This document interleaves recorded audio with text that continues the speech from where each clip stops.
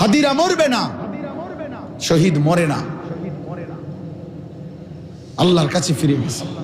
ইমান মরে না, সেজদা মরে না, আল্লাহর গোলামি মরে না। এজন্য আমি তো প্রতিদিন বলি ইনশাআল্লাহ আগামী 1000 বছর পরে, 1000 বছর পরে আমার বাংলার জমিনে, আমার বাংলার মাটিতে যেই বাচ্চাটা জন্ম নিবে, ইনশাআল্লাহ মনে রেখো যুবক, 1000 বছর পরের সেই বাচ্চা 4 বছরের 10 বছরের বাচ্চা যখন হবে, ইনশাআল্লাহ শহীদ শরীফ ওসমান হাদি রাহমাতুল্লাহ আলাইহি আমার প্রিয় ইমানদার এই যুবকের নাম 1000 বছর পরের বাচ্চাও স্মরণ করবে, কোনো সন্দেহ নেই। হাদিরা মরবে না, হাদিরা মরবে না, শহীদ মরে না,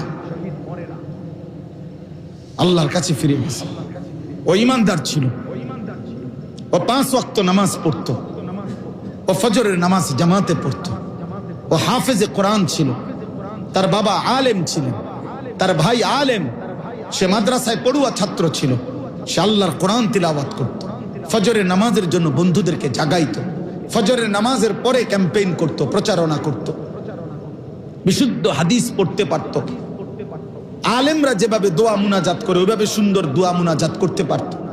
তার স্ত্রী পর্দানশীল, তার ভিতরে ঈমান ছিল পূর্ণ, দেশপ্রেমও ছিল পূর্ণ। আল্লাহ বলে, যুবক, রাজনীতি তো অনেকেই করে, বক্তৃতা তো অনেকেই দেয়, লেকচার তো অনেকেই দেয়, হুঙ্কার তো অনেকেই দেয়, কিন্তু তোর ঈমান এবং দেশপ্রেম একত্রে থাকাতে আমি আল্লাহ গ্রহণ করলাম। 500 ভোট না যুবক, আমি 18 কোটি মানুষের চোখের পানি দিয়ে দিলাম। সে বলছিল, আমি যদি এবারের নির্বাচনে 500 ভোট পাই আমি নিজেকে ভাগ্যবান মনে করব, কারণ আমি প্রথমবার দাঁড়াইছি স্বতন্ত্র প্রার্থী হিসাবে।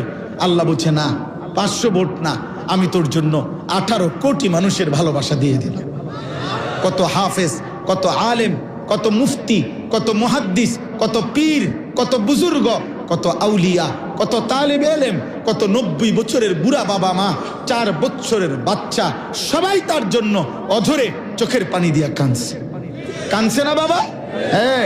এই জন্য যুবক ভাই, মরিলে এমন মরাই মইরো, বাঁচলে এমন বাঁচাই বাইছো। নারী দেখতে দেখতে মইরো না, উলঙ্গ ছবি দেখতে দেখতে মইরো না, বেঈমানের মতো চুল রাইখা মইরো না আব্বা, সেজদা বিহীন মইরো না, সেজদা না দিয়ে মইরো না। এই মৃত্যু তোমারে জাহান্নামে নিবে, এই মৃত্যু তোমাকে ঘৃণিত বানাবে, ঘৃণিত, ঘৃণিত, ঘৃণিত।